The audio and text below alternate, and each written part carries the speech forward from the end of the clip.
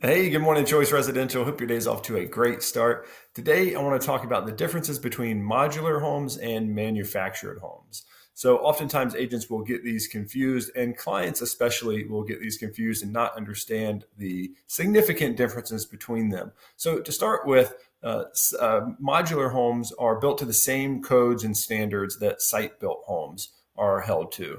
The main difference is that they are actually built indoors in a factory, and they're built in sections and then brought to the site and assembled on a permanent foundation. So, from a financing and appraisal perspective, there's really no difference between a modular home and a site built construction home. In fact, some people would say that modular construction is actually a better way to build a home because it's not subject to weather conditions the way that a site built home would be. Now, that being said, it's true that in our local market in the Triangle area of North Carolina, we don't see as much modular construction, and sometimes there's a negative connotation attached to it. But there are parts of the country where modular construction is much more common and even a preferred method of construction. Again, because the elements are controlled, the conditions are controlled, since the home is built in a factory.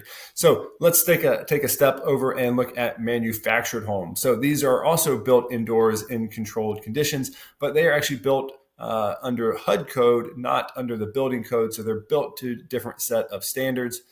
They're also regulated by the DMV, so that is actually going to be considered personal property that has a title. That manufactured home is put on a permanent steel chassis and delivered to the site where it's then placed. Now, there are ways to make this a part of the real property, including putting it on a permanent foundation and then, or at least a block constructed foundation, and then retiring the title to that manufactured home. So that is a structured process and a document that will get recorded with the Register of Deeds. That is an affidavit of a fixture, which is part of that process to make that part of the real property. Something to keep in mind is that financing can often be a little bit different with manufactured homes, especially depending on the age of that manufactured home. And appraisers, even when it is becoming part of the real property and it has been the title has been retired, appraisers are generally going to only compare that to other manufactured homes, not to modular or site-built construction. So keep that in mind as you look to price manufactured homes when you get ready to list them.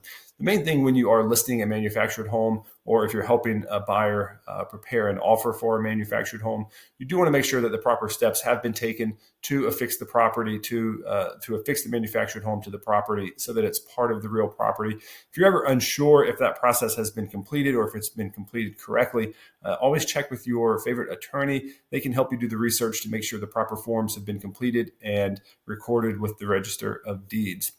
So if you have experience selling manufactured or modular homes, have any information or experiences you'd like to share, please put them in the comments below. We always love to learn from the collective experiences of those of you out there watching this. And as always, for me, I'm just a phone call away. So until next time, take care.